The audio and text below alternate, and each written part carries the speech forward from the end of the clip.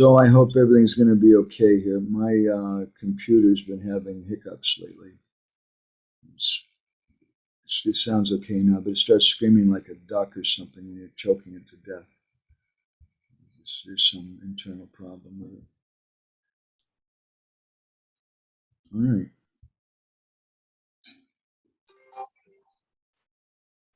All right. Hare Krishna.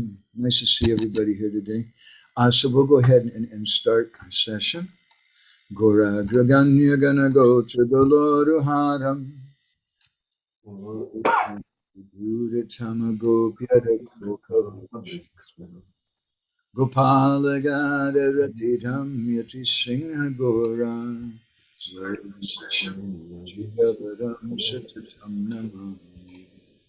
Somebody's not muted. Please, everybody mute yourselves. Uttama Adama Kichuna Bachila Jachia Dile Kakola Kahe Premananda Hemona Goranga Hridoya Dariya Bola Bhaja Goranga Kaha Goranga Laha Gorangera Namare Jai Jana Goranga Bhaje Se Hoyamara Prana Re Hare Krishna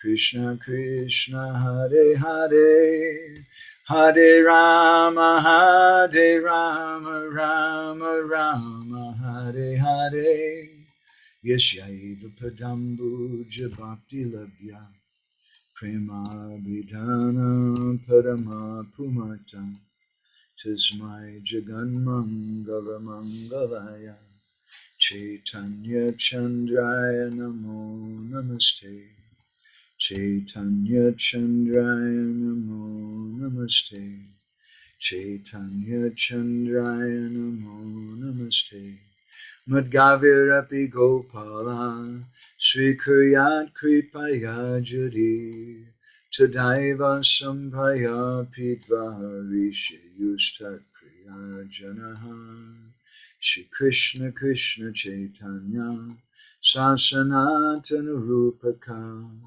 Gopala Raghunatha Brajabala Bhapaiman Vancha Kalpatarubhischa Kripa Sindhu Bhyevacha Patitanam Pavanebhyo Vaishnavebhyo Namo Namaha Jai Shri Krishna Chaitanya Prabhu Nityananda Shri Advaita Gadadhar Srivasadi Gaura Bhakta Vrinda Hare Krishna Krishna Krishna Hare Hare Hare Rama Rama Rama Hare Hare. Hare Krishna, nice to see everybody here today. So this is part 2 of our session on Prema-bhakti-candrika about Vaishnava Mahima, the glories of the Vaishnavas. I want to look back on the verse that we went over last week. The first part of the verse we covered to my satisfaction, but the second part we haven't so much. And I want to just add a few more comments and things on that and go on to the next verse.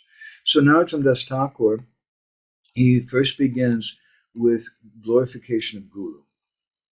And then he goes to the Vaishnavas. So this is our system.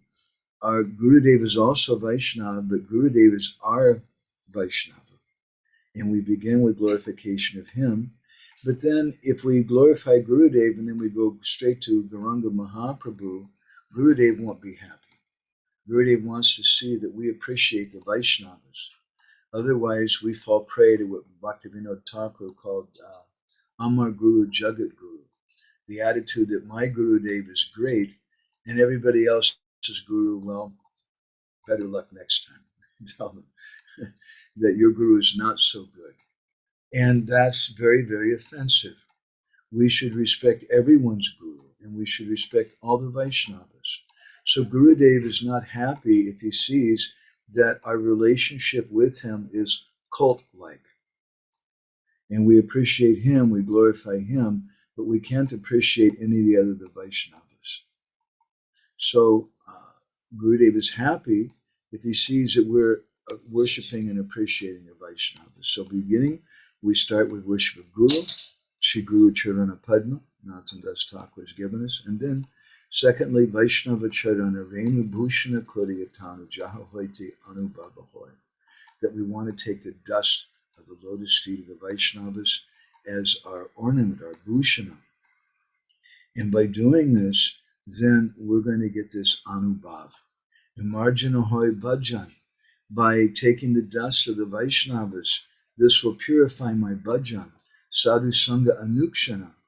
And then I'll have the desire to associate with Vaishnavas constantly. And then agyana avidya parajoy.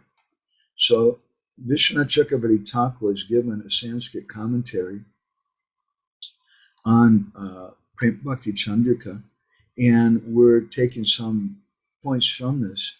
He gives another meaning to marjana hoy bhajana sadhu sangha anukshana agyana avidya parajoy.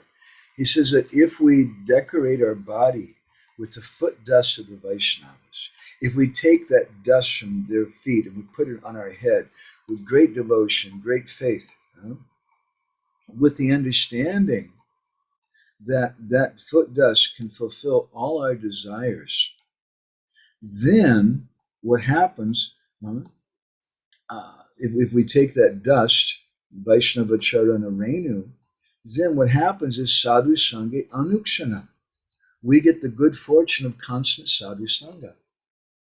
And therefore the 11th canto of the Bhagavatam states that bhakti sanjayate bhakti, that bhakti comes from bhakti, or association with devotees comes from association with devotees. We first associate with devotees because, wow, those guys are pretty nice. I like them. I'm going to the restaurant, those people, they really treat you pretty nice. But then by association with the devotees, you come to appreciate deeper association with the devotees. You come to appreciate the chanting of the holy name. Marjana hoy bhajan. Your conception of bhajan, your conception of the holy name becomes purified by association with the devotees. And then from that deeper association with the devotees, you get sadhu sangha anukshana. You get even deeper association with the devotees. You get the good fortune of constantly association with the devotees. And it's in that sadhu sangha anukshana, that constant association with the devotees, that marjana hoy bhajan, that our bhajan becomes purified. And then that's the primary result. And then agyana avidya parajoy, ignorance and tamagun, those things are parajoy, they're defeated, they're driven out. In the 11th canto of the Bhagavatam, in chapter 26, text 31, there's a beautiful verse given about the importance of association with devotees of the Lord.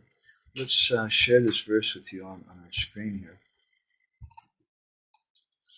Yato pasha manasya bhagavantam vibhavasam sitam bhayam tamopyeti sadhun samsevatas tata. So there's a primary result and a secondary result indicated here. So it's someone who approaches a sacrificial fire, so many things happen for them. They're worshiping the Lord. But at the same time, when they approach that sacrificial fire, sittam bhayam tama apyeti, these things are taken away, or said here, apyeti, removed. Sittam, the cold goes away. Bhayam, the fear goes away. Tamagun, the ignorance goes away. The darkness goes away. Light comes just by approaching the sacrificial fire. Those are secondary results of approaching the sacrificial fire. And so in a similar way, this ignorance and fear and things are destroyed for someone who's rendering service to the devotees. Sadhum sansevatas tata, in a similar way. Vishwanath Chakravarti Thakur, in his Artha Darshan commentary, has given a beautiful explanation of this. Let's look at this explanation. It says, Sriyodhana siddhyartam upashyamanasya apyati nashyati tataiva bhajana siddhyartam sadhum samsevyamanasya karmadi jadyam samsarabhayam bhajana vignas cha. He says that this is there's a primary and secondary result by association with the devotees. And the primary result is that we get bhakti. But he says here that when someone lights a fire in a stove, your purpose is for cooking rice and vegetables. Aside from that food being cooked, you're cooking in the restaurant here. It's very cold outside. And your primary purpose is to cook some things to offer to the Panchatattva. But there's a secondary result that the cold goes away and you feel very nice and warm. And in a similar way, when we have a fire for cooking, our fear goes away, darkness goes away. So in the same way, Vishwanath says this verse is indicating that if we want to have success in bhajan, if we associate with and we serve the sadhus, then a result of that bhajan siddhi that we get from serving the sadhus is that our karma will go away, our fear will go away, our illusion, our ignorance will go away, and all different other impediments to bhajan, all those secondary things will also happen. And therefore, Narottam Das Thakur is indirectly perhaps indicating this verse of the Bhagavatam when he says that marjana hoy bhajana sadhu sange anukshana agyana avidya parijoy. That by associating constantly with the devotees, our bhajan becomes purified. And the secondary thing, this fear, lamentation, and illusion, they're all destroyed just by hearing Bhagavatam in association with the devotees. And therefore, it's described in the first canto of the Bhagavatam, the Shoka Moha Bhayapaha. These are some of the secondary results of hearing Bhagavatam with the devotees, that the Shok, Moha, and Bhaya are taken away. So a question arises then, how can you say that sadhu sangha is direct bhakti? That's the implication here. Well, that's there because this sadhu sangha is more powerful than direct worship of Krishna. And this is described in the 11th canto and 11th chapter and also the 12th chapter, where Krishna is speaking to Uddhava. And let's share a couple of verses in this regard. Krishna tells Uddhava, this is the last verse of the 11th chapter of the 11th canto. He says, Ataitat paramam guyam. He said, now I'm going to tell you something which is paramam guyam, the most confidential thing. And why am I doing that? Shinvato Yadu Nandana, because you're the beloved of the Yadu dynasty. Therefore, Sugopyam, I'm going to tell you something which is not only Gopya, Guya, not only confidential, but it's Sugopya. It's the most confidential thing. Api Vakshami Tvam Me Britya Surit Saka. And I'm doing it because you're my Saka, you're my friend, you're also Britya, you're my servant. So what is that thing then? And that's the subject matter of the next chapter, the 12th chapter of the 11th canto. And Krishna gives a famous verse, which my Guru Maharaj often quoted. Narodayati mam yogo na sankyam dharma evacha na swadhyayasta paschago neshtapurtam na dakshina britani yagyaschandang si tirtani niyamayamaha yata varunde satsanga paho himam. Satsanga sarva sanga paho himam. That Krishna is telling Uddhava that just by associating with my devotees, and they're saying pure devotee here. It doesn't exactly say that in the verse, but that's the idea. Bhaktivinoda Thakur, he says in one place that by bhakti one gets this. He says, by which bhakti? And he says in the same way that if you ask someone for water, you're saying, I want pure water. You don't have to say, can I have some pure water? You obviously you want some pure water. You don't want water from a ditch. So when we speak about bhakti, it means pure bhakti. So he's saying by associating with my pure devotees, one can destroy attachment for all objects of material sense gratification. Such purifying association brings me under the control of my devotee. He says that one can perform the Ashtanga yoga system. He says, Narodayati. This thing doesn't control me. Mam yoga, Sankhya, Dharma, Varnashram Dharma, the Swadhyaya, studying the Vedas, tapas, doing austerities, tyago, doing becoming renounced, neshta purtam, nadakshina, nor giving charity to people and things. None of these things. Following Ashtanga yoga system is philosophical. None of these things, and it gives a long list here, chanting the Vedas, performing penances, taking the renounced order of life, executing sacrificial performances, digging wells, planting trees, performing other public welfare activities, giving in charity, carrying out severe vows, worshiping the demigods, chanting confidential mantras, visiting holy places, or accepting major and minor disciplinary injunctions.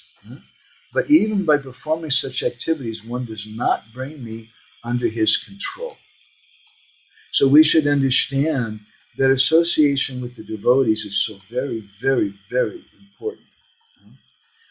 I've been reading a little bit from Prabhupada's early disciple, Guru Das Prabhu, from his memories of Srila Prabhupada. Highly recommend the book, by the way. Very, very sweet. If you have a Kindle reader, ebook reader, and you're interested to read that book, let me know. Send me a message and I can send you a Kindle version of the book.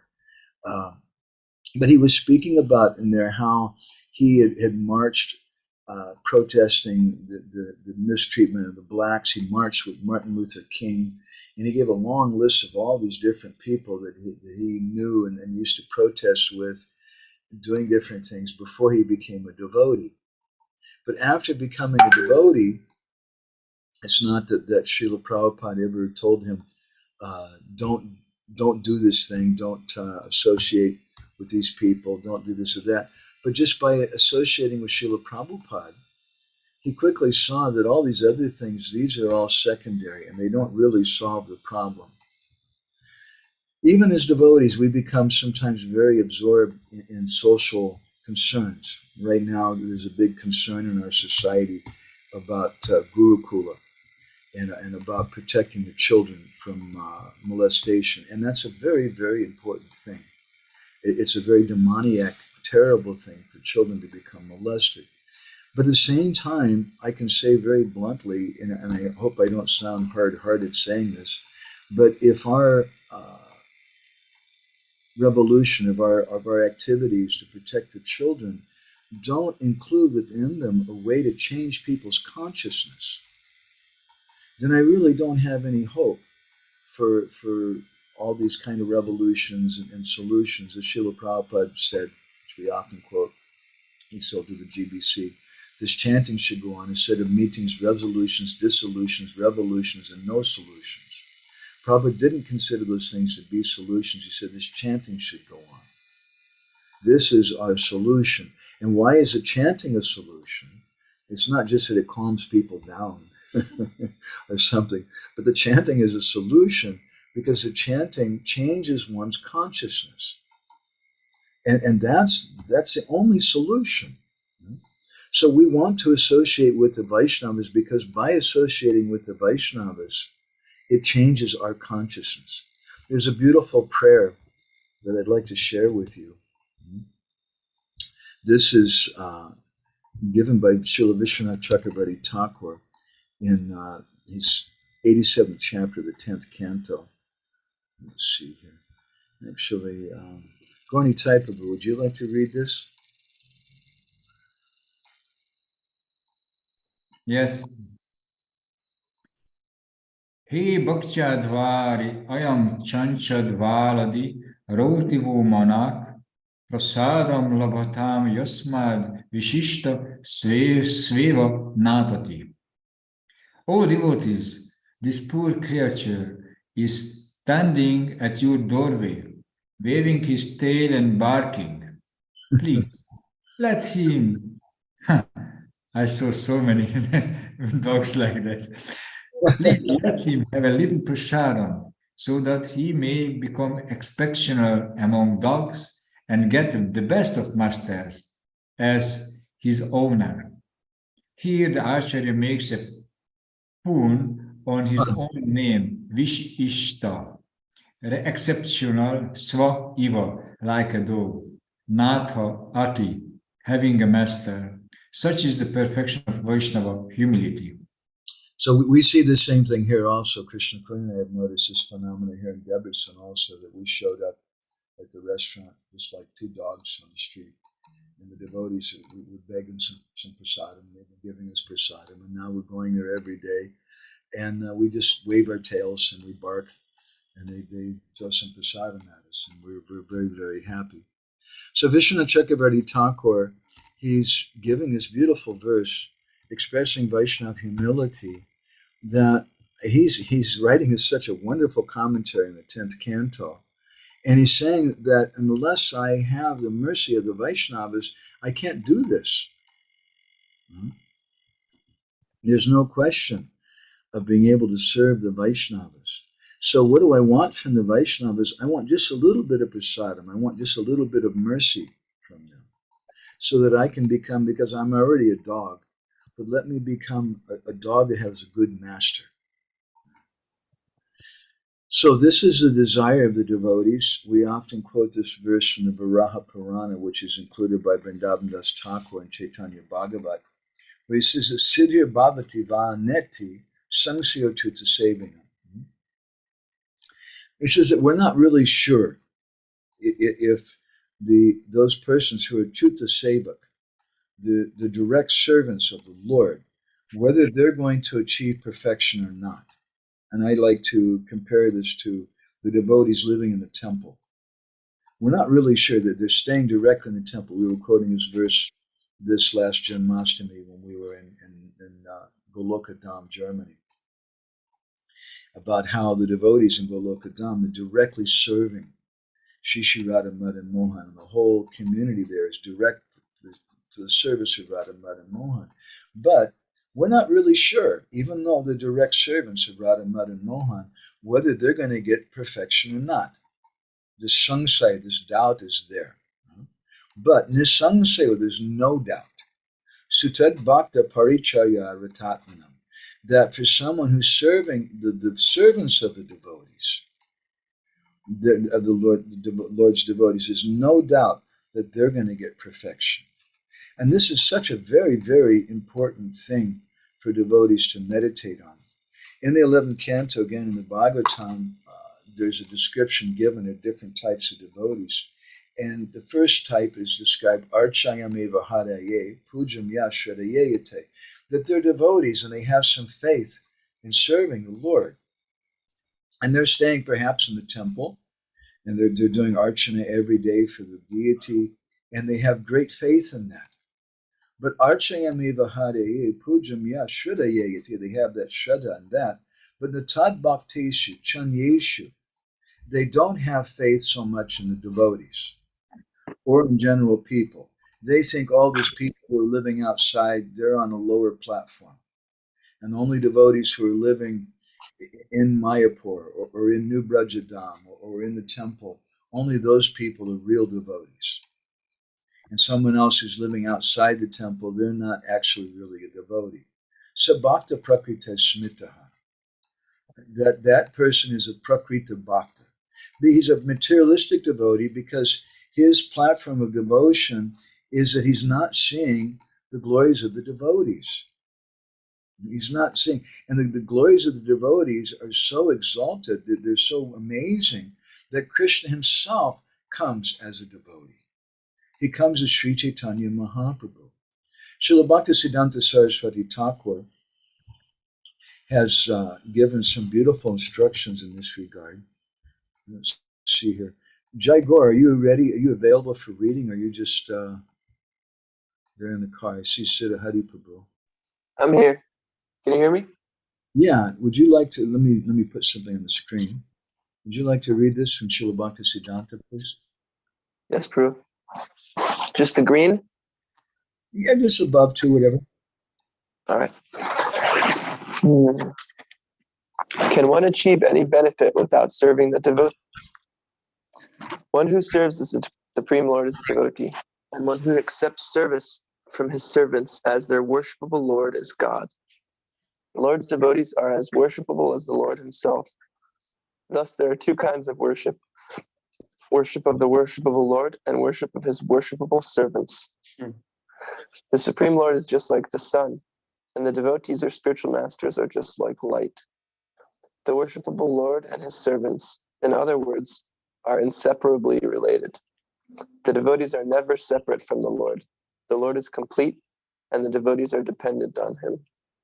Since we have Siddha Hariprabhu there too, why don't maybe he can read the next paragraph. The devotees are those who possess devotional service. When we speak about devotees, we must naturally speak about the Supreme Lord, just as when we discuss a man's son. It is natural to speak of the son's father.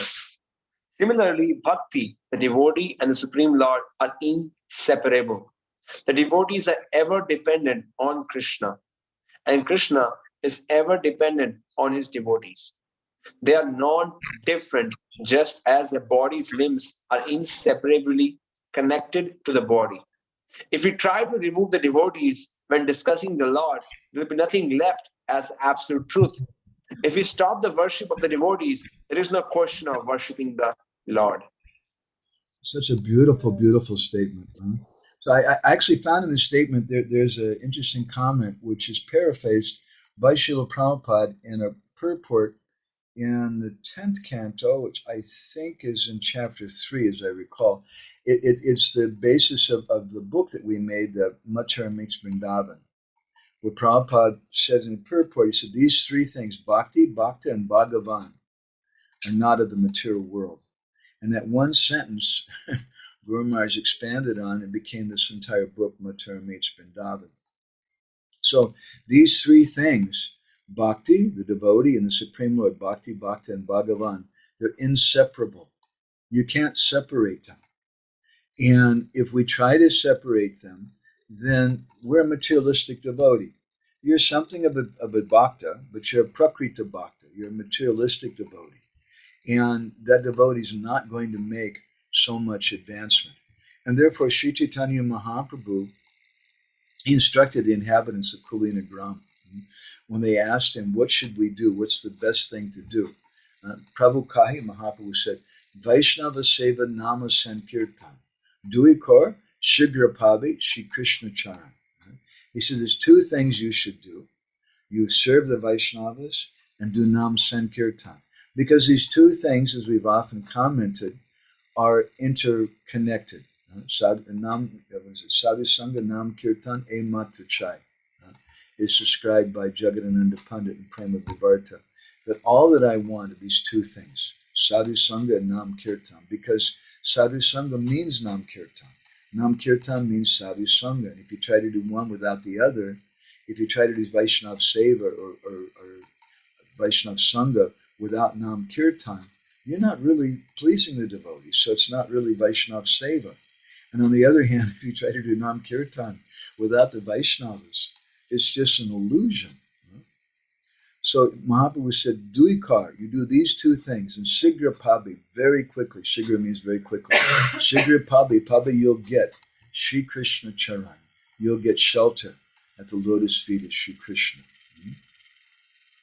There's a similar statement by, I'd like to just touch on, by Ramanujacharya. Ramanujacharya, he didn't write so many things. He wrote some different commentaries, but there's a book called Prapanamrita, and this Prapanamrita was by one of his disciples named Anantacharya, and he gave some of the instructions of Ramanuja in there, and I'd like to share one of these with you here.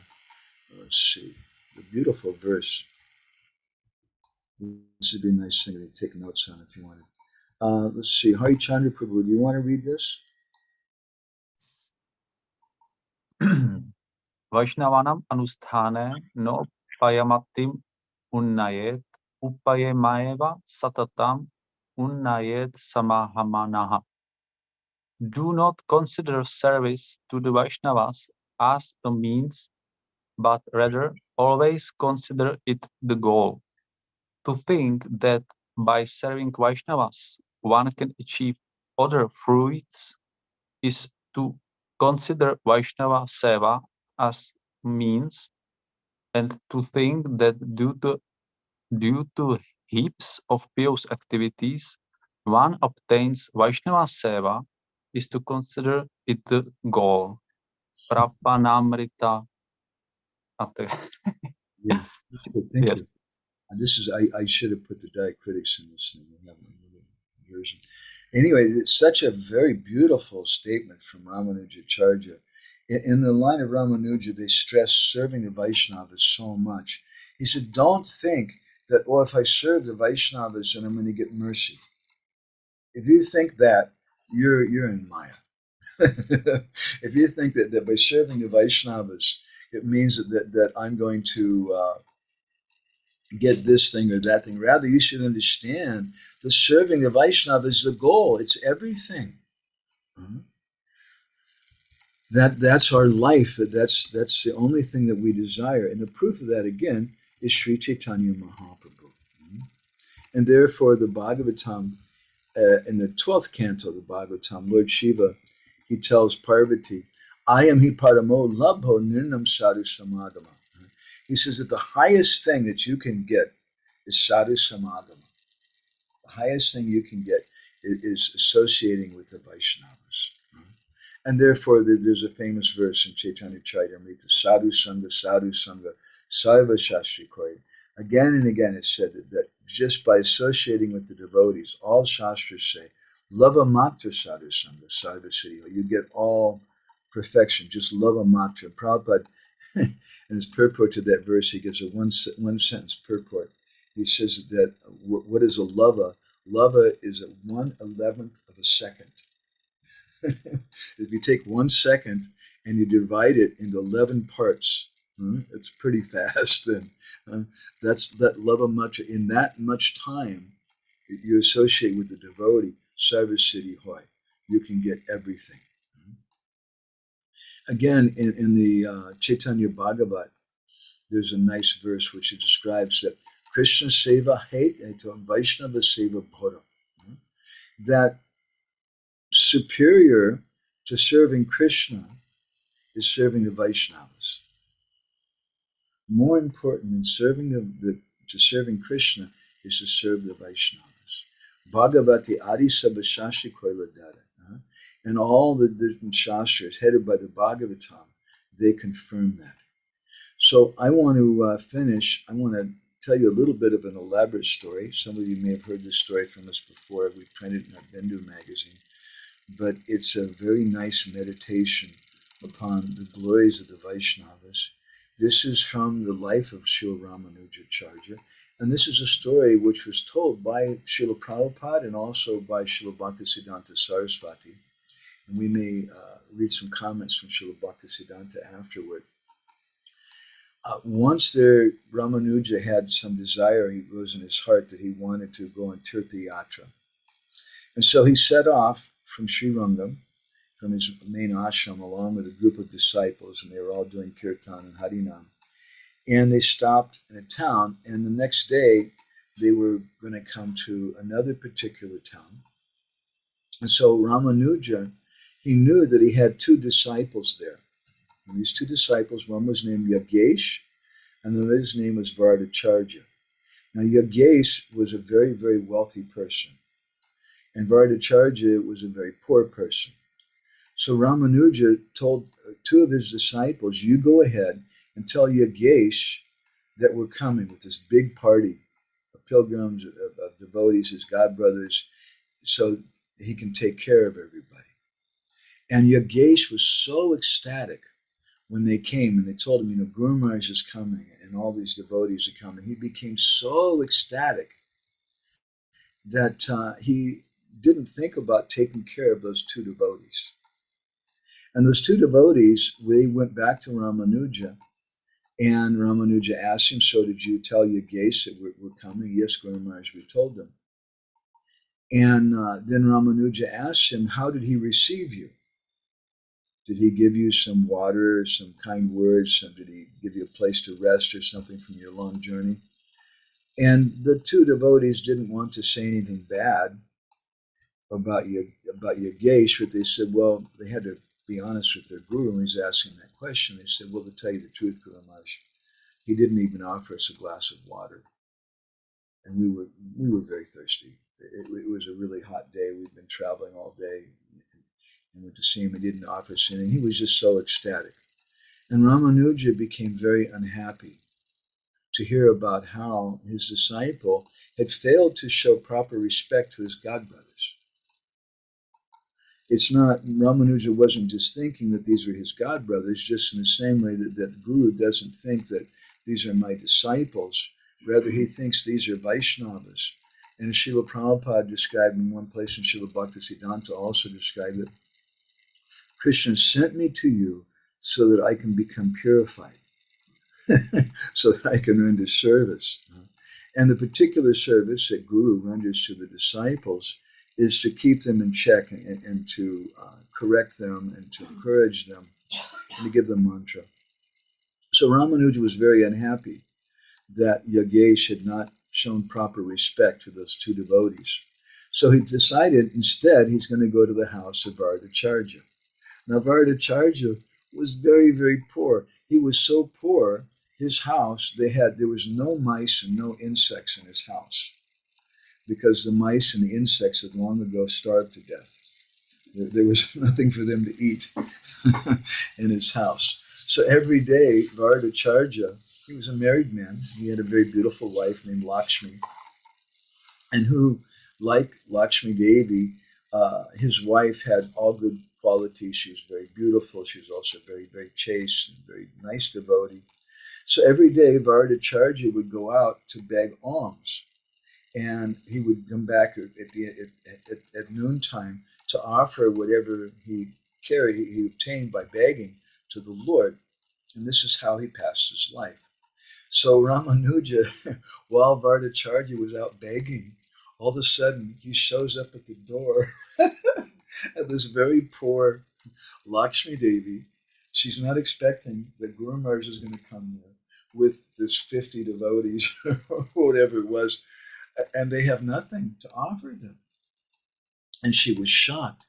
And she immediately began crying in happiness. And she offered obeisances at the feet of her Guru Maharaj and said, Gurudev, my husband's just gone out begging alms. All of you, please sit down here, rest your feet, and take some water, wash your feet. Just nearby, there's a lake. You can take bath. And while you're doing that, I'll start cooking the offering for all of you. Now, that was a pretty bold thing for Lakshmi Devi to say, because they don't have one speck of dust of flour in their house, not one grain of rice, nothing. But she's greeting it because this is how we should greet the guests, like that. And so she looked in the kitchen and she couldn't find anything there. And she was in great anxiety. What am I going to do? Gurudev is here, the Vaishnavas. And it's not just the Gurudev and the Vaishnavas that come, but these are our guests. These in Sanskrit, in Shastra, we call such a person a titi.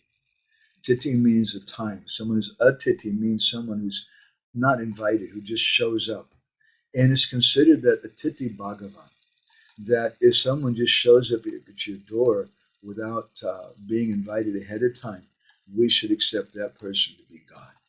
And we want to render all service to them. So Lakshmi Devi was in great anxiety. How am I going to serve Guru Maharaj and all these Atiti Bhagavan, our God brothers, come?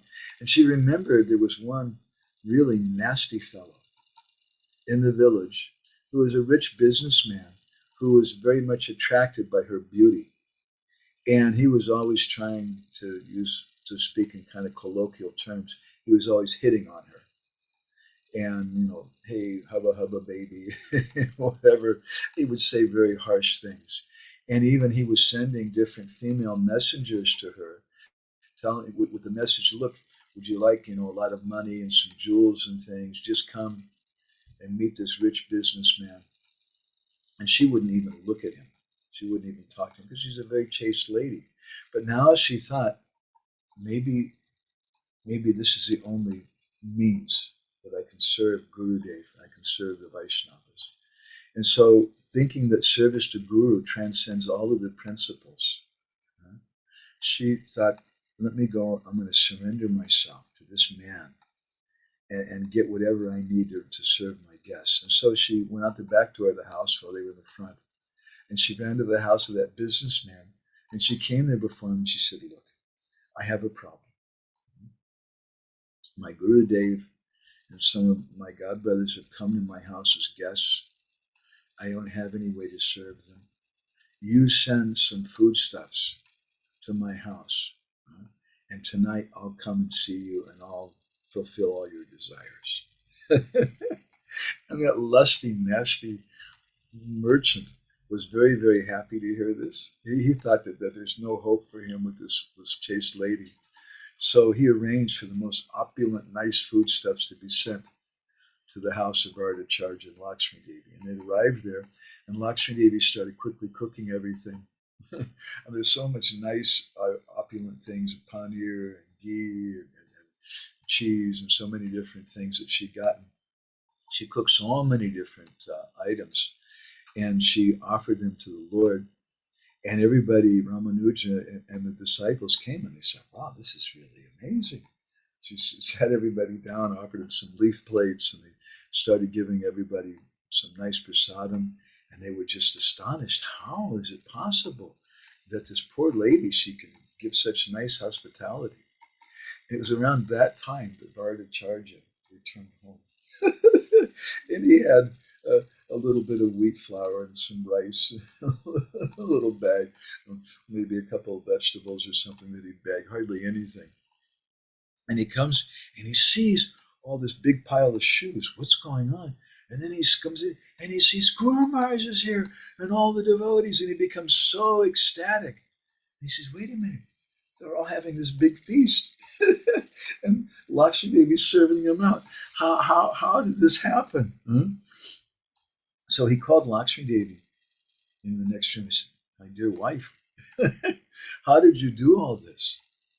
And Lakshmi Devi, she became very ashamed. She was a very chaste wife.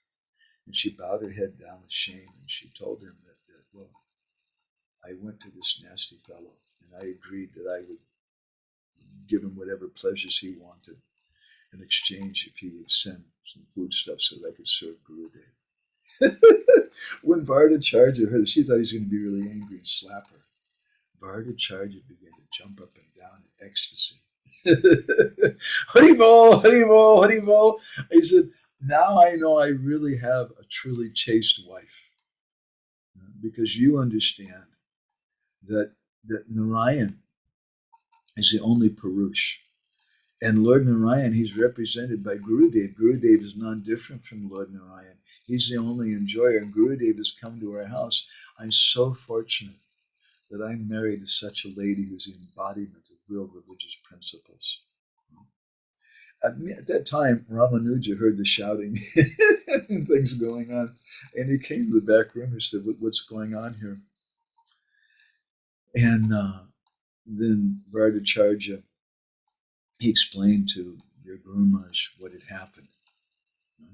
And Ramanuja told them, you all sit down and take prasadam with me. And then he told them, and they finished prasadam, he said, now I want you to take the remnants from my plate and some of the prasadam, and you go together to this lusty fellow. And so when they arrived there, Vardacharya, the husband, very politely waited outside.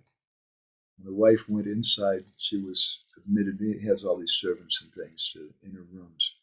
And she offered him this prasadam that he brought. Now that prasadam was a remnants of Ramanujacharya and also of the godbrothers. It was not ordinary prasadam. And that merchant, although he was a very lusty fellow, he had some respect for the sadhus. And he took that prasadam. And as soon as he took that prasadam, it changed his consciousness. This is what we were speaking about earlier. We want a change of consciousness, not just a change of dress, a change of lifestyle, but we want a change of consciousness. And when he took that prasadam, his consciousness changed. And all the lusty desires that he had in his heart went away. And he saw Lakshmi Devi, that woman, like his mother, and he started crying. And he fell down at the feet of that lady and he said, I'm such a sinner. Please forgive me. If I would have touched you, I would have been burned to ashes. Please forgive my offenses. I've been so rude and so offensive. Please show mercy on me. Let me have darshan of the lotus feet of your Gurudev. And so Lakshmi Devi, she was very happy. Yes, I can arrange that. And she took him outside, and Bharadacharya, her husband, was waiting there. He must have been happy to see her. And they went to see Ramanuja. And all three of them bowed down before Ramanuja. And then Ramanuja touched that merchant with his hand. And all of he became purified. And he begged initiation from Ramanuja. And he became a disciple of Ramanuja. And then at that time, Ramanuja instructed him. He said that I want you to give a large sum of money, large amount of money to Bharadacharya, because he's a poor fellow. He's your god brother. And he's such a wonderful devotee. And you give some money to him. And then he requested Bharadacharya, you please accept this. And Bharadacharya he folded his hands and he begged his Guru Maharaj. He said, Guru Maharaj, please don't give me this benediction. I don't want this. I am not here to get money from you. Money is the root of all evil. Money distracts you. It makes you proud. Please don't make me into a wealthy person. I'm very happy begging every day and depending on you and depending on Krishna for my maintenance. And Ramanuja was very happy by that. And he embraced Bharadacharya. He says, I've become purified by my disciple today. And meanwhile, all this is going on. What happened to Yoggesh? Yoggesh, a wealthy man, the other disciple of Rama, he was waiting and waiting. Nobody shows up. The whole party's supposed to come. He cooked this big feast and things. And then he heard that Ramanuja had gone to the house of Bharadacharya, his very poor godbrother. And so he went running there. And he fell down before the lotus feet of his Guru Maharaj. And feeling that I must have done some offense, he was very depressed. And Ramanuja raised him to his feet and he said that, why are you unhappy? Is it because we didn't come to your house? He said, the reason we didn't come to your house was because you did some offense to your two godbrothers by neglecting them. He said, there's no higher dharma than rendering service to the Vaishnavas, and you failed. Yoggesh became humbled by this because it's natural when we have a lot of wealth. Sometimes when we have a lot of wealth, we think I'm a big person. I can serve the Vaishnavas so nicely. I'm doing so much Vaishnava seva, doing this and that. And it can be a dangerous thing. And Yoggesh then, he was put in his place by Ramanuja. And he was crying. And his voice choked with tears. He said that please forgive me, Gurudev. He said that it wasn't just because I was proud of my wealth. Rather, I became so excited and so happy thinking about your visit that I forgot to serve my godbrothers. Please forgive me for that. And Ramanuja then, he consoled him. He said, don't worry, it's okay. I forgive you. So I'd like to now take you to an article which we printed in our Bindu magazine some years ago called Unconventional Guidance, which is by Srila Bhaktisiddhanta Saraswati Thakur. And I'd like to ask Leela Purushottam Prabhu if he could read something from it. Let me first put it on the screen. There we go. It's highlighted. As a really, before you make any before you read this, make a real quick comment here. This story is a really amazing story because we're told that the chastity of a lady is so extremely important. But in this story now we're hearing that this lady, she put aside her chastity and she went to offer her body to this lusty, nasty fellow. But she was an exalted devotee by doing that. So it's an amazing thing. So go ahead and read Leela Purushottam. The story of the wife who promised to offer her body to the lust of a neighbor in order to obtain alms of food for her guru and his associates when they chanced to present themselves to her home during the absence of her husband, who praised her for her conduct in doing so, may not be appreciated by those who do not believe the sequel of the story. We are told in the concluding part of the narrative that as the remains of the food which had been offered to the Lord were taken to the neighbor by the couple, who expressed their gratitude for his help, asking him to honor the same, there was a sudden change of mind of the amorously disposed trader. As he reverentially tasted the Mahaprasadam, all his former evil propensities left him for good, and he fell down at the feet of the loyal lady whose mercy was the cause of his undeserved deliverance. The above story is no exaggeration of the absolute submission to the Guru that is insisted upon by Sri Ramanuja as the most essential condition for admission into the spiritual community. Equal reverence is required to be shown to the associates and all the disciples of the Guru. They should all be offered unasked, unconditional, and unlimited service. The only difference being that the Guru and the associates of the Guru are entitled to receive service without rendering it to the disciple. This story is not an exaggeration. We should understand the importance of it. So important it is to serve the Vaishnavas. So important it is to serve the Vaishnavas. As Srila Prabhupada said in one lecture in Los Angeles in 1968, he said, our movement is devotees. He said that just as we serve Krishna and we love Krishna, we should also love the devotees. And if we don't love the Vaishnavas, we don't serve the Vaishnavas, then where is the movement? What movement do we have? There's another little thing I'd like to finish with, actually. This is from a couple of things, actually. I need to read a couple of things from Srila Prabhupada. We can finish with that. The first is from Hari Sari Prabhu's diary. Does anybody here in the room would like to read? Would you like to read, Krishna? So what you would do is keep your sound off on the computer and just read, but read loud, okay? And let me put this on the screen so devotees can see it, and so you can see it. This is from January 28, 1976. It's in Mayapur. Hari Sari Prabhu's remembrance. I found Tamal Krishna. I found Tamal Krishna Maharaj sitting in his room with a plate of prasadam, clearly upset. Can everybody hear her? Leela Purushottam, can you hear what she's saying? It's very soft, but it's audible. You should try to speak louder if you can. Okay, yeah, that's really good. Come right there. Thank you, Krishna. He had just had an argument with Hari Krish over who should get the remnants of Srila Prabhupada's prasadam. Several days ago, Tamal Krishna had asked Prabhupada if he could eat the extra that was cooked for him, because he found the kind of rice the devotees at Mayapur too coarse for his digestion. Prabhupada had approved. However, Harikesh had previously received instructions from Srila Prabhupada while we were in Vrindavan that all his remnants could not be monopolized by his immediate servants, but should be distributed to other devotees.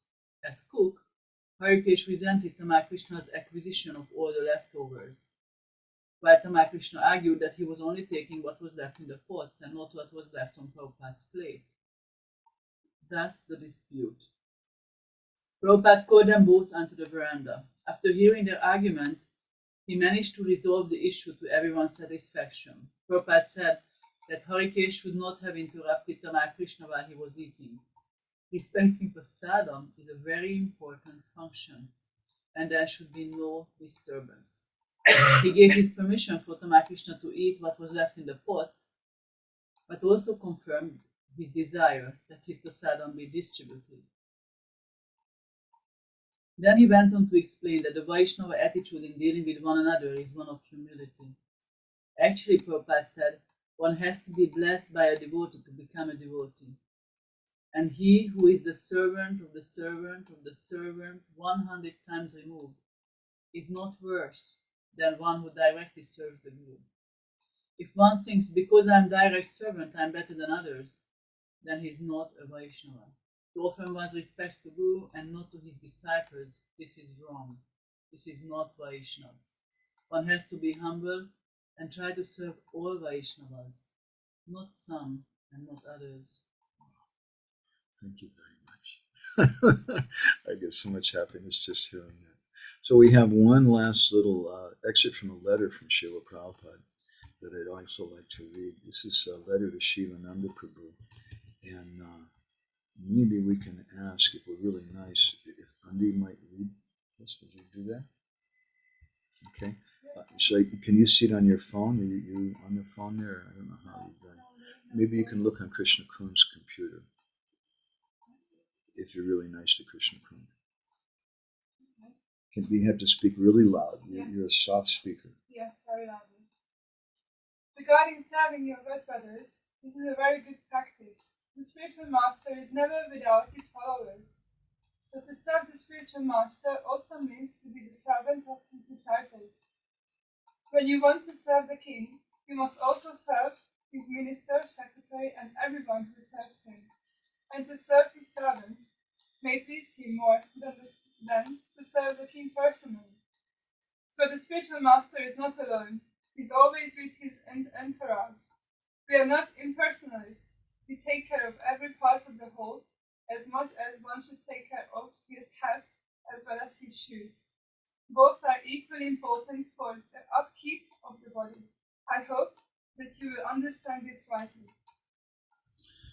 So Shivananda Prabhu, by the way, is such a very wonderful, sweet devotee. Oops, what happened?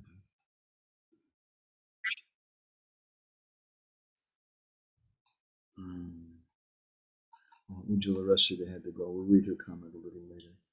But Shivananda Prabhu, one year he came with his wife, Madam Mohan Mohini, to Jagannath Puri, and I had a great opportunity. Shivananda Prabhu, I think he was like 15 or 16 when he joined, and Srila Prabhupada sent him to a country he'd never been to before to start Krishna consciousness.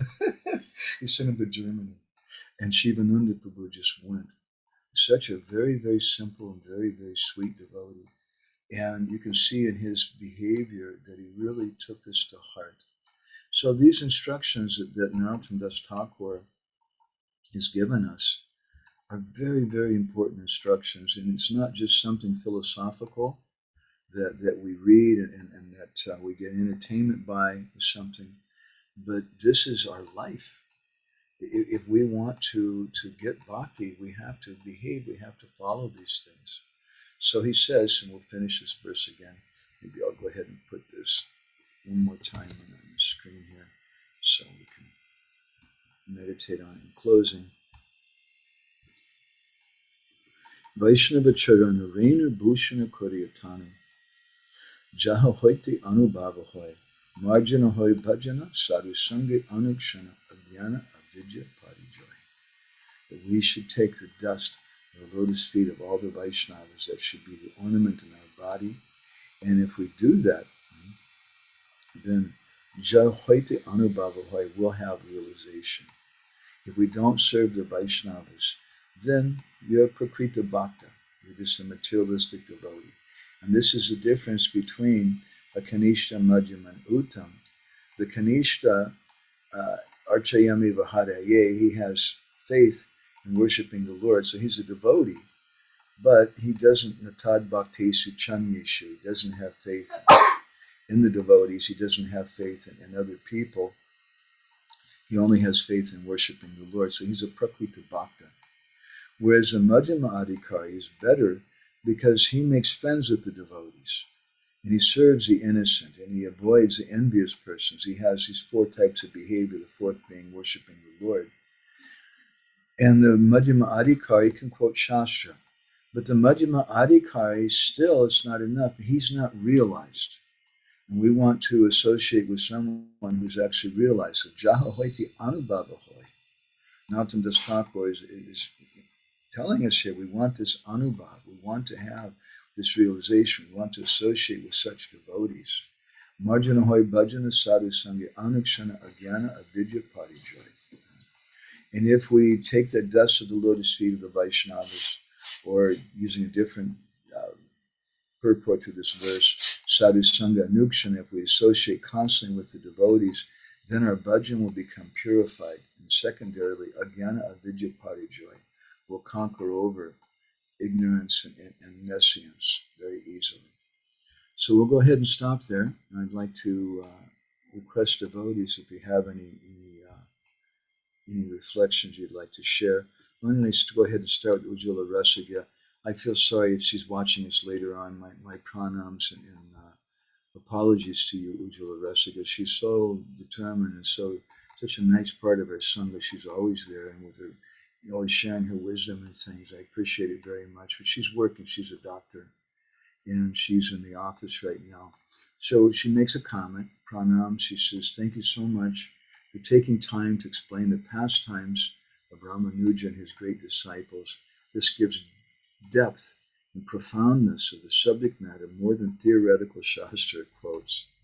Harinam without Vaishnavas is an illusion, is my other prize today." Got to go now. Thanks so much. I'm happy she shared that with us. So, Hari Chandra Prabhu, would you like to share anything? Did you win any prizes today? Would you like to share with us? Are you still there? Hare Krishna Prabhu. Hare Krishna, I wondering about the wife of the devotee who in your story, I don't remember her name, but Lakshmi, yeah. It's simple. For me was inspiring that she did herself her conclusion, like how she can doing well for his guru. No other was there, not crying. She did something for her guru, and for me it's very significant because it is for big persons like this type of what we can do. We should be careful not to imitate this. Yes.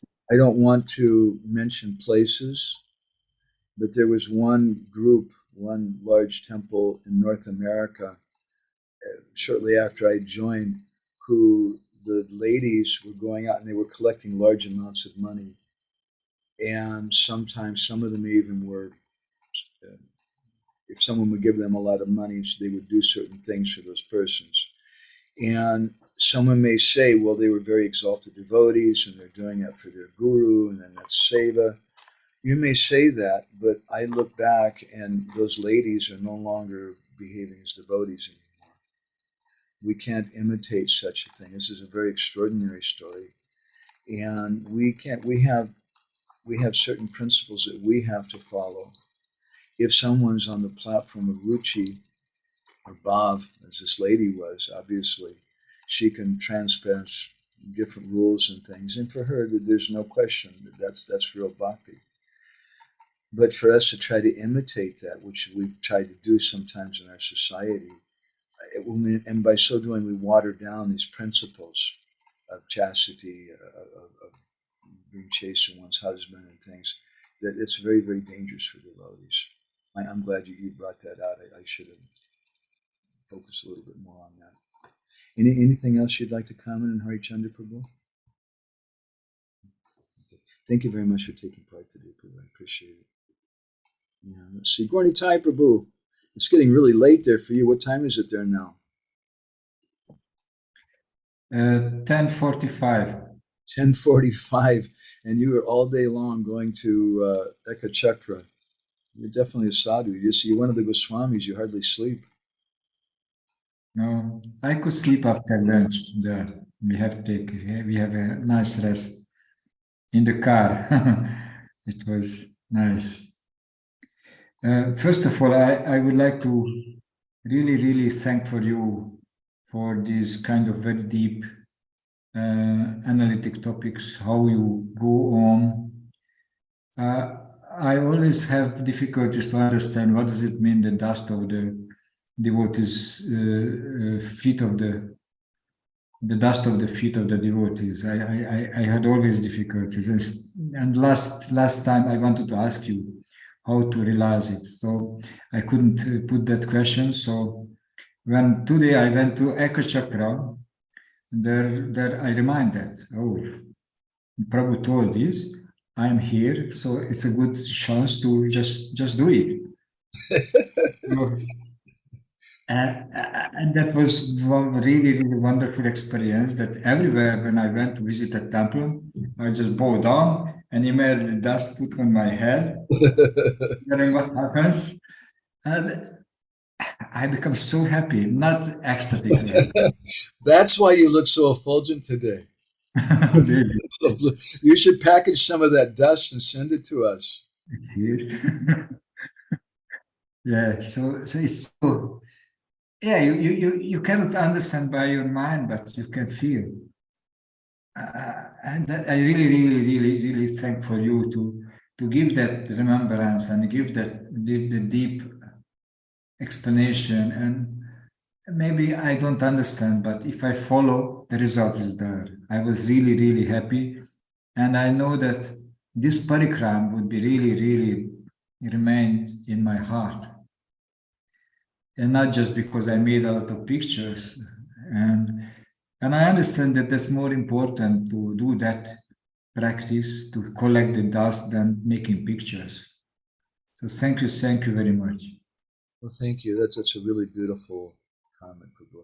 You know, I know some serious Vaishnavas who are doing Nam Bhajan in the Dham, and it's a common thing amongst many of them that every day they take some dust from Vrindavan or from the Samadhi of Raghunath Das Goswami. We were doing that for many years, or from Govardhan or whatever. And one of the reasons they take that dust every day is because they want the dust of the lotus feet of the Vaishnavas.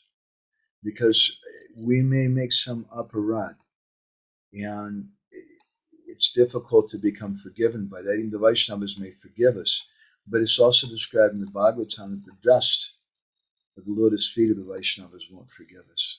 So we take that dust every day, and we get their forgiveness, and we get their blessings. It's a very powerful thing in our Nam Bhajan. So just looking at you and how effulgent you are and how happy you are, that's the proof. Thank you very much. I have a question. Yeah.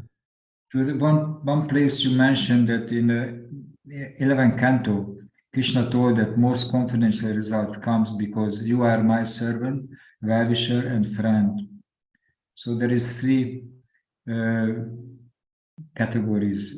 And can you a little bit speak about why Krishna is speaking of these three categories, and how could we remember and realize the three category, maybe for a long practice, but how to focus on the three to get the same result as Uddhava took it. Yeah, it's Uddhava, but you said you started to say Arjuna. It's the same thing. Idam te guyatamam. Krishna uses a similar language in the Gita with Arjuna. He says, I'm going to give you this most confidential knowledge because you're my dear devotee. And then later, we were just quoting, I think in our last session, or maybe this was in our class a few days ago on banqueting separation, I get mixed up. Krishna says, Idam te nadapaskaya nabhakte kadachana nachasashushavevachana nachamam yogasuyati. That don't speak this to someone who's not a devotee, who's not intimate person. So Krishna, he's speaking this to Uddhava. Uddhava, in other words, Uddhava he's a servant, but he's also Krishna's well-wisher. That's how they translated, let's see here, Surit. Surit means literally very close to the heart. And Hridayananda Maharaj has given an interesting translation here, that Surit means well-wisher. Well-wisher means someone who understands the heart. So because they're serving Krishna, Britya means a servant. Krishna tells Uddhava, Sugopyam api vakshyami tvam me Britya surit sakha. I'm going to give you this sugopyam, this very confidential thing, because Britya surit sakha, because you have these three qualities. You're Britya, you're my servant. And Britya here especially means that we serve the servants of the devotees, the servants of Krishna. That's even more dear to Krishna. We're surit, meaning that we want to understand what is the heart of Krishna.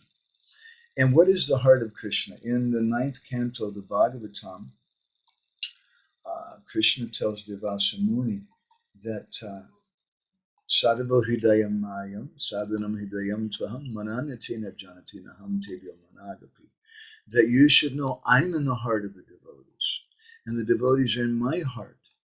So when Krishna tells Uddhava Surit, that you're my well-wisher, or Surit meaning you understand my heart, it means you understand my devotees, because the devotees are in Krishna's heart. And Srila Bhaktisiddhanta Saraswati Thakur has commented on that verse.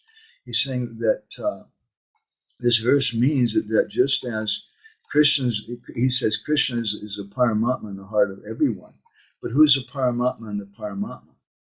The Paramatma of the Paramatma is the devotees. The devotees are in Krishna's heart. So when Krishna tells Uddhava, Surit, you understand, you're close to my heart, you're my well-wisher. It's because he understands the devotees. And in particular, because Uddhava understood the gopis. And this is why Krishna wanted him to become Surit. He sent him to Braj to meet with the gopis. And we hear about that in the 46th and 47th chapters of the 10th canto. And therefore, Sakha, you're my very, very dear friend. And this is in sequence also, Britya Surit Sakha, that first of all we serve. And the more that we serve, the more that we realize the importance of the servants, so then we want to serve the servants. When we serve the servants, then we become Surit. Then we become close to the heart of Krishna. And then we become Sakha. We become very, very close to Krishna, become Krishna's friend. This is my humble understanding of this verse. I hope that's helpful, Prabhuji. Thank you. I'm so inspired to see you today, Gornitai Prabhu. Thank you. You look so effulgent. It's 11 o'clock there at night. I hope you take rest very soon. Please forgive us for keeping you up so long. Thank you. And let's see here. Jaigor, would you like to share something today, Prabhuji? Sure, Prabhu. I was thinking that it's very fitting to have this particular katha happening. I've got my holy godbrother, Hari Prabhu, here with me, and he personally dragged me out of the well of material existence, and he's still dragging me. Actually, he found me there. Him and Dave Madhaprabhu were out in Harinam. He was the one that me first see. I have a humble suggestion, Jaigor, a humble suggestion, that you should take the Hari Prabhu sometime when it's a practical time for him, and you should show him around your house. And you should take him to all the different rooms of the house. Give him some prasadam, and by taking him to all the different rooms of the house, you'll get some dust from Vrindavan, because there's still dust from Vrindavan on his body. You'll get his dust from Vrindavan. And you'll be able to give him prasadam. It's a very good. I think the Hari Prabhu will be very happy. It's nice prasadam. So we're very happy, and also we'll be very happy too. Just like that pastime with Hanuman. Yes. I was thinking about that devotee Kalidas from CC, who would always go around and honor the devotees' remnants, but he had to be very clever and patient, because he went to I can't remember the householder's home, but he brought them mangoes and they wouldn't give him the remnants, so he had to wait outside. Say again, bro? Jadu Thakur. Jadu Thakur. And so he had to wait in the bushes, and then he, when they threw the pits in the garbage, he sucked on the mango pits.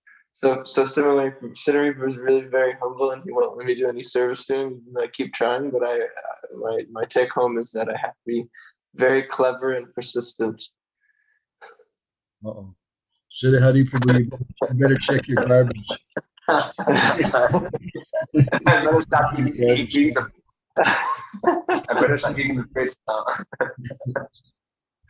We should also understand just one thing about that pastime too. It's a very sweet pastime. It's a very important pastime.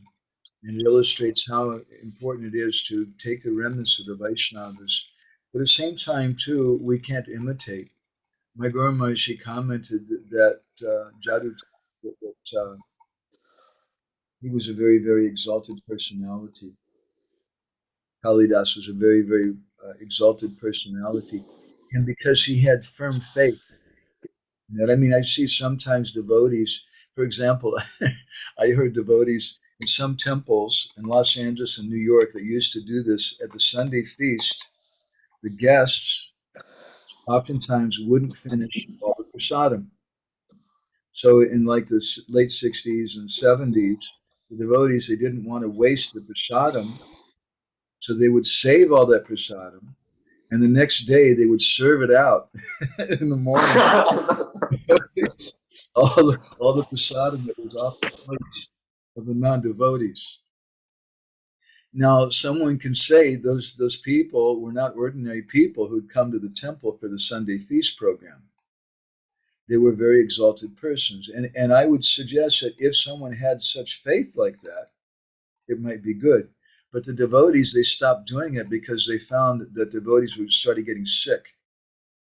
They would get the flu and different things.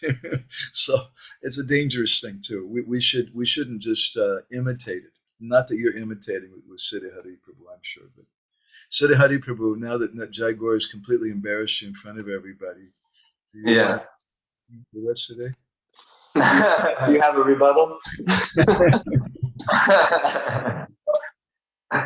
I mean, Jai Gaur is just a ball of sweetness, and as you can see from his expression, I can't match him, so I accept my defeat. Actually, he solidified his victory by that statement. We were reading this morning Lord Nityananda's pastimes from Antekanda of Chaitanya Bhagavad. So we were reading this section where Lord Nityananda delivers these dacoits. And these dacoits are trying to disrupt Lord Nityananda's, pastimes. Lord Nityananda is having his dinner, they're in Kirtan, and they're thinking to, come at night and steal ornaments from Nityananda or disrupt the whole assembly. And there's this verse which comes there, which we come across, which goes like this: Nityananda charana bhajaya ye jane sarva vigna khande taha sabara smarane. This is 592 verse, chapter 5.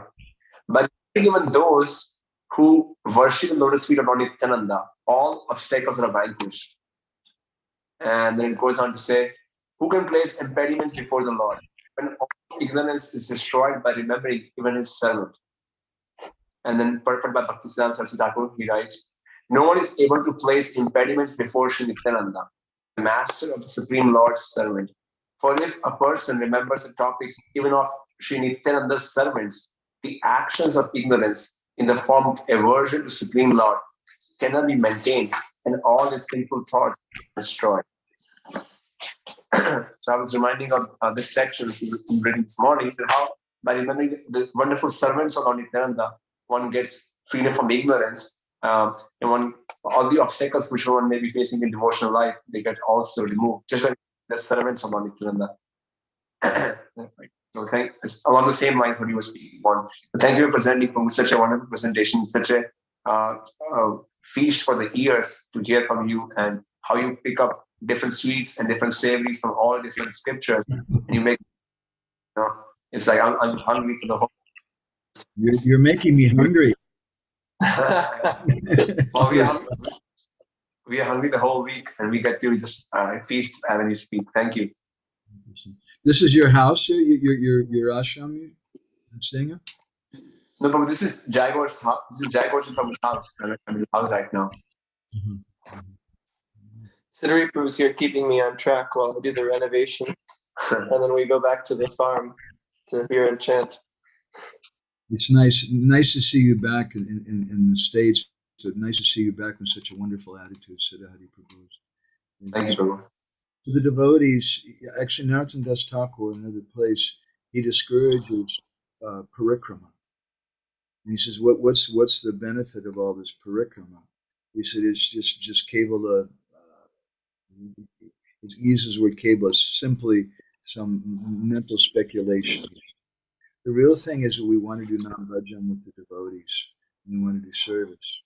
And so, being in Ypsilanti and doing Harinam with Dev Madhav Prabhu and Jai Gaur and the devotees, that's better than being in the Dham. Or if we're in the Dham doing service, that's also there. Thank you. See, the Lila Purushottam Prabhu, do you want to share anything? Hare Krishna. Yeah. I was interesting for me because when I was looking on the verse, I was always concerned, like, where do I find that principle of serving the Vaishnavas? Because it just states, it doesn't express it, at least not directly. And I always had that doubt, like associate, it's just like sadhu sangha, and it was bringing me to the thoughts that we can still think about sadhu sangha as a selfish concept, in a sense, like what is the benefit for me in associating with devotees? Meaning like okay, I will get that benefit, this benefit, but it's still like egocentric. But as soon as you put it as a Vaishnava seva, as the opportunity to serve, it turns the whole story all around, actually. At least in my perception, in my. So I was very happy that we that you more or less discussed only this Vaishnava seva aspect, actually. I was maybe too far with my speculations, that I was like visualizing this Vaishnava Charana Renu Bhushana Karya Tanu, meaning like to create that picture that you are like sitting at the feet of the Vaishnava or Vaishnavas. It created a picture to me, like something like the dog with its master, and it's also like usually the basic picture is that the dog is sitting at the feet of his master, and he's ready to fulfill some orders, instructions, sit, lay, bring this, or fetch the whatever stick. Or so I was thinking like maybe that would be the expression, like that you're at the feet of the Vaishnava, meaning that your attitude is that you are always ready to serve, like being implemented in that expression. Probably could be taken as a like cultural import for the language, that it might not be so expressive for us in with the Western languages, but if it is said in Bengali or Sanskrit, then when you make such an expression, it creates that picture that I'm ready to serve that person, where I like, yeah, well, where I'm that's so that's the thought.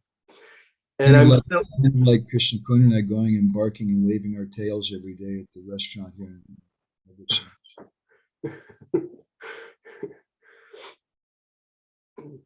And I'm still actually puzzled about this phrase "marjana hoy bhajan."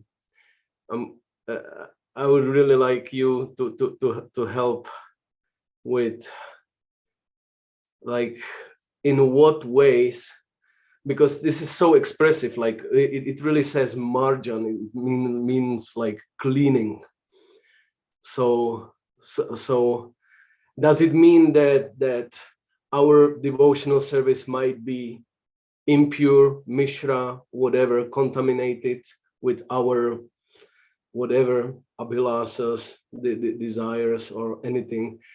And in the, if we perform that bhajan, the Shravanam, Kirtanam, Vishnu Smaranam, whatever, in Vaishnav Sangha, it gets on a platform of Kevala Bhakti. Is it purified? Like, in what sense we understand this phrase, Marjana Bhajan Hai? Perhaps Vishwanath Chakravarti Thakur is paraphrasing this verse I cited from the 11th canto, that someone's Archayame Vahade Pujamya Shradayayate. So they're a devotee, but they're Prakrita Bhakta. Prakrita means that there's something material there, that there's something covering them, something which needs margina, something which needs to be purified. And we also know the famous verse from the Brihanardiya Purana, Bhakti Stu Bhagavad Bhakta Sangena Parijayate. So you're doing bhakti, but if you're not, there's no devotees you're doing it with or for, then you're not really doing bhakti. You're a prakrita bhakta, and you need to purify yourself. So we purify ourselves of that misconception in association with the devotees.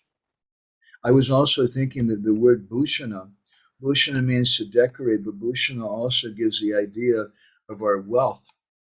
Mm-hmm. Because in Vedic culture especially, there was no banks generally, and the ladies would wear the wealth of the family would be put in bangles, little ornaments and things, and those are the bhushana. So you could see the wealth on the person's body. So our wealth is association with the devotees, and if we think that our wealth is we have a big building, our wealth is we have lots of cars, our wealth is we have lots of money, or lots of people coming, or this or that, then that's very, very sad. And we need to be purified. We need this margin then. We need to purify ourselves and understand that real bhushana, real wealth means to always associate with the devotees. If we can love the devotees, that's everything. Reading Guru Das Prabhu's biography, not biography, but his remembrances of Prabhupada, one of the things that's so striking to me, he comments in the beginning, I appreciate it very much, how everybody sees Guru in different ways. And he just frankly says, Prabhupada was always my friend. And he mentions how one time even they were going along in the dark, feeling their way along a wall and going through some room or something with no lights together, and like adventures and things like that. And he was mentioning how Prabhupada, again and again, he mentions how humble Prabhupada was. And Prabhupada was never trying to put himself above the devotees. He would serve the devotees also. Not that we want to see Guru or the senior Vaishnavas serve us. And Prabhupada wasn't always doing that in one sense. In another sense, of course he was. He was serving by writing his books. He was serving by writing letters to the devotees and caring for them.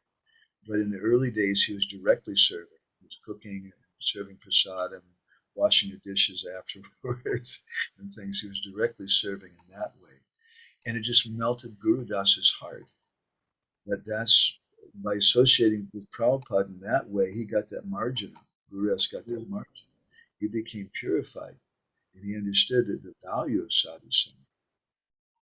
That's my reflection on yours. Oh, that's beautiful. That's beautiful, because I can very easily imagine the little more rough devotees giving this example, that it's like like I don't know what, rocks or something being carried in a bag, and as they walk, the rocks are like polishing each other in a way.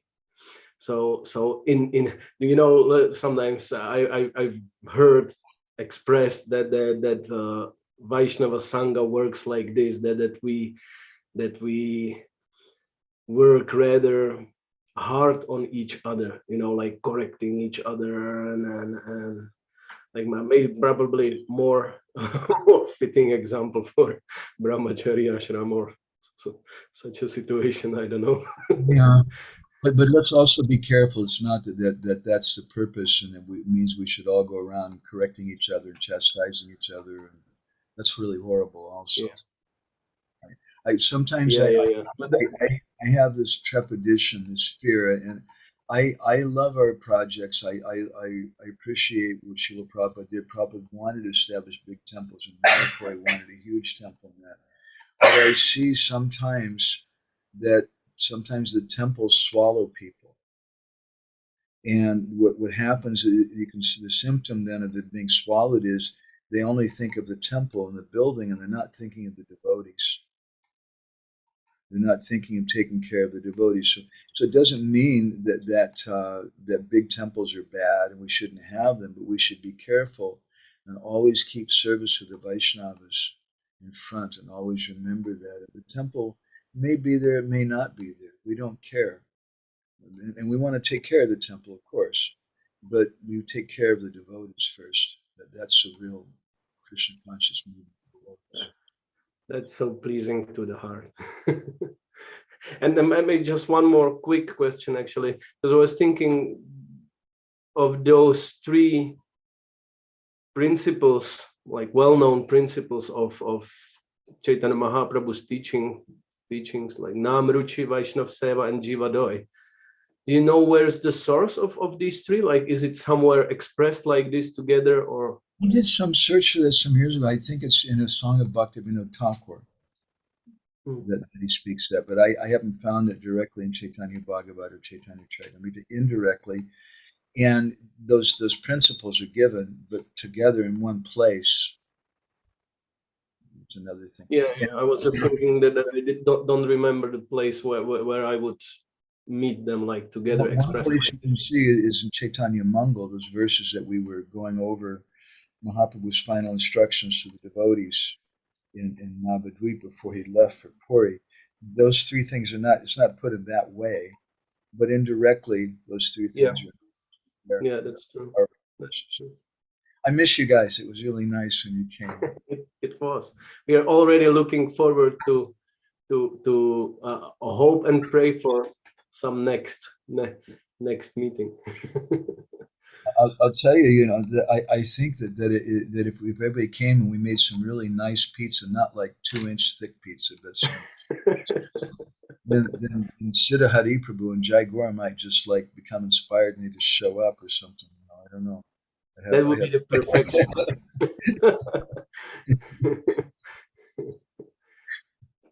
Okay, thank you so much. Anybody here in the room have any reflections or anything? You want to share anything, Andy? What was your impression today? Let me turn the computer here. Is that okay? So you can see you? Krishna Kun, you're going to be disturbed by that? Yeah, okay, I won't then. It's okay. Okay, I'll turn it.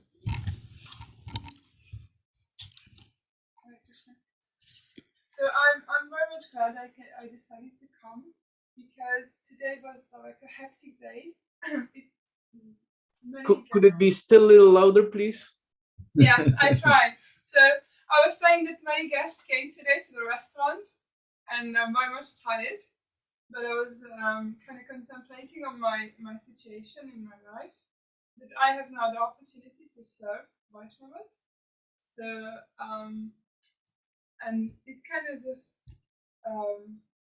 made me happy it helped me to realize that I'm in a very good situation right now, where I can offer some seva, and I was thinking of Srila Sri Swami Maharaj, who expressed that here in Debrecen,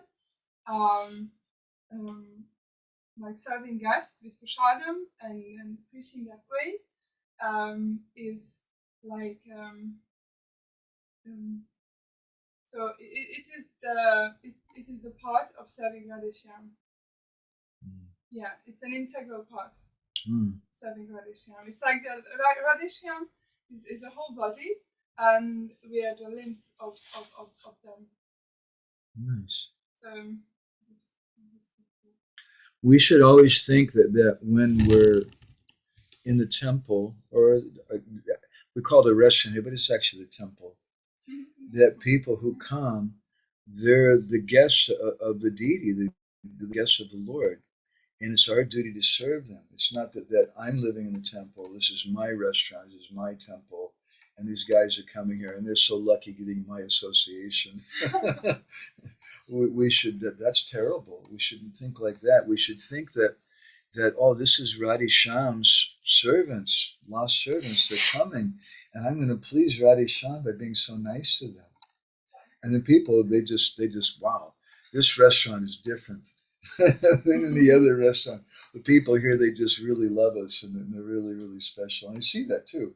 I mean, it's just amazing how people come in, and first they say hello, hi, and maybe the second or the third time they already say Haribol. So obviously they're just repeating what we say to them, but it's something Nitai Baba and Prabhu expressed that, yeah, we should say them Haribol, because this is how we greet each other. Even amongst Vaishnavas, that's how we greet each other. I marked that. I noticed that in the restaurant. So yeah, and it's just so nice. And sometimes I get asked, like, what do you say? Hari Bo? Or something like, no, I say, and then I can preach. I can tell, like, just a little bit. I can tell this is like singing the name of the Lord, and this is how we greet each other, because, and then we get into a little conversation, and that's it, and it's very nice. Oh, that's great. So I hate to compare it to something, but it reminds me of something we've been going through. We walk every day to the restaurant. It takes us about 20 minutes. And there's many dogs on the way. And the dogs are like, in fact, we walk in the street because we don't want to walk on the sidewalk because they just start freaking out. And I found that I started talking to the dogs and even have little nicknames for them. Krishna Kun's correcting me. I want to give devotional names to them, but I have little nicknames, and after some time they've learned my voice, and the dog comes running out, and I just say Haribol, and he recognizes my voice, and they don't bark. Very nice. So in the same way, people coming to the restaurant, that they see you're training them up. It's Haribol. I like that very much. Krishna Kun, you want to share anything? And speak loud. Today I was struck by that rich, nasty person taking one time Ramanujacharya's remnants. And it specifically said in the story, Bhakti-Santa Maharaj specifically says that all his lusty desires left him for good. I'm just kind of wondering what the hell I'm doing. That didn't happen to me. Like, I'm serious. Yeah. So, in answer to that, we in our magazine we made on Mahaprasad, we point out that there's different degrees of prasad, and we should understand this too when we're cooking. If we're cooking something, and we were thinking of, of our old boyfriend or old girlfriend, or thinking some movie or something, and we're cooking, and this is for prasadam, and we offer it. There's some benefit, to be sure, for people taking that, but there's a world of difference when someone's cooking something with love, and they're thinking about the Lord, and they're thinking also about the devotees taking the prasadam, and they're cooking with love, and they're offering in that mood. That prasadam has a flavor to it, and we all know that. That's why when you want to eat what your mother cooks for you, because she cooks with love. You could go to a restaurant or something, but there's so much love in that. So that prasadam, cooked by Lakshmi Devi in such an intense mood that she's willing to compromise the greatest standard of a woman, her chastity, just to serve her guru. She gets that boga and she cooks with so much love and ecstasy. Love for him, and then he takes it, that prasadam. Wow, that's powerful prasadam. So the point of the prasadam, the power of the prasadam, is not just how powerful Ramanuja is, but it's how powerful that lady is by how she cooked, the consciousness that she cooked. That's my understanding of that story. Okay. I really like this comment about being at the dust at the feet of the Vaishnavas means being ready to serve. Yeah. I like that. Lila Purushottam Prabhu's comment. I like that very much too. And I also your explanation. What was it? The Bhushana, wealth.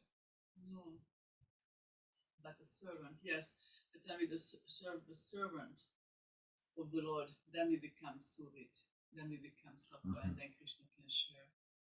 And it seems to resonate with the song, with the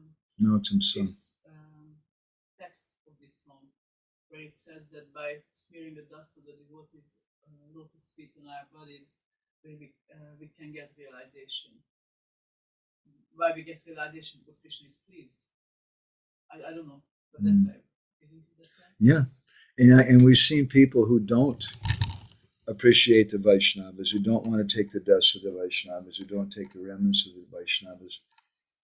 They don't get realizations very fast. They become rather, a lot of times they're mechanical.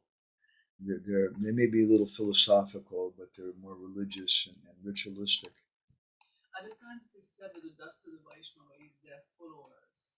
Yeah, Krishna Kun's commenting, sometimes it said the dust of the Vaishnavas is their followers. There's a lot of analogies used about the dust.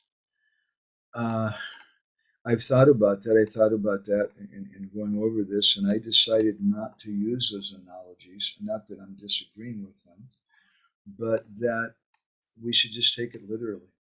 The literal dust of the Vaishnava's feet is just such a powerful thing. And we can look at it in many different ways, as you're saying that the dust of the Vaishnava's feet is their followers and things. But it's also the dust, and that's described in so many places. We want that dust, and we want to rub it on our body and things because it's been sanctified, and because it's pleasing to the Lord to see us do that, and we get realization from it. Okay, so I'm going to stop there. Oh, Gorni Tai Prabhu, do you want to share something else? Yeah, if it's possible. That last time we mentioned that there was a question, where is this topic? Where is the pastimes when Lord Krishna, Srimati Radharani becomes angry because of some pastimes happens? And this is coming from the Vilapa Kusumanjali. I mentioned that the 17th verse. So in this development of consciousness, how the devotee becomes more and more close to Krishna and Radharani's heart is explained very, very nicely in the new book of Shivaram Swami Maharaj, Shri Vilapa Kusumanjali. So step by step, how Raghunath Das Goswami goes closer and closer and closer by different situations, different players. It's really worth for reading through, and then we understand we are going on the same road, on the same path, to get closer and closer to Guru and then to Srimati Radharani and Krishna. That's what I want to do. Yeah, we want to be closer and closer. So we want to come closer to the dust. What's one way to come closer to the dust? Glorifying it. And therefore, Narottam Das Thakur, he's giving prayers glorifying the dust. He's not actually experiencing the dust, but he's coming closer to it by glorifying it. And we should think about it every day. Okay. Thank you, Gorni Tai, I really appreciate that. Please offer my pranams to your Guru Maharaj and any other devotees here, Maharani and any devotees here in Mayapur. I wish we could be there. We really miss the devotees very badly in Mayapur. But Krishna's put us here. We become dogs at the Deverson Govinda's restaurant. Krishna. Thank you all very much.